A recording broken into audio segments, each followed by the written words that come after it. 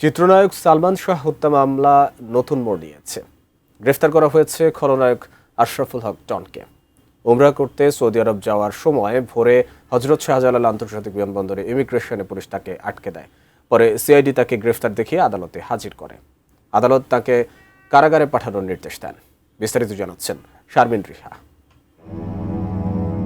চিত্রনায়ক সালমান শাহ আত্মহত্যা করেছিলেন নাকি তাকে পরিকল্পিতভাবে হত্যা করা হয়েছে, গত ৩ দশক ধরে এই আলোচনা দেশ জুড়ে। দীর্ঘ এ সময়ে সালমান শাহর মা নীলা চৌধুরী আইনি লড়াই চালিয়ে গেছেন তার ছেলেকে হত্যা করা হয়েছে এই অভিযোগে। এরই ধারাবাহিকতায় আদালতের নির্দেশে গত বছরের অক্টোবরে রমনা থানায় একটি হত্যা মামলা করা হয়। মামলায় সালমান শাহর স্ত্রী সামিরা হক, খলনায়ক ডন সহ ১১ জনকে আসামি করা হয়।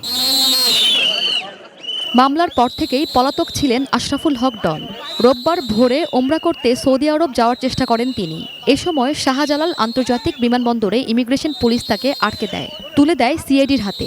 মামলার তদন্ত কর্মকর্তা দুপুরে ডনকে আদালতে হাজির করে কারাগারে পাঠানোর আবেদন করেন।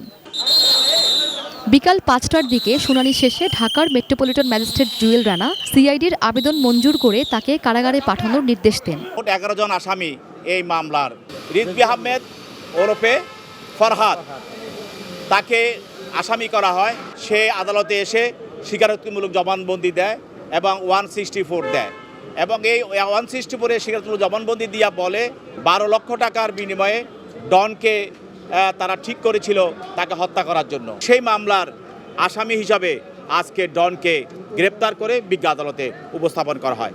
এরই মধ্যে ৮ বার এই হত্যা মামলার তদন্ত প্রতিবেদন দাখিলের তারিখ পিছিয়েছে। আগামী ৩০ আগস্ট প্রতিবেদন দেওয়ার নতুন দিন ঠিক করে দিয়েছেন আদালত।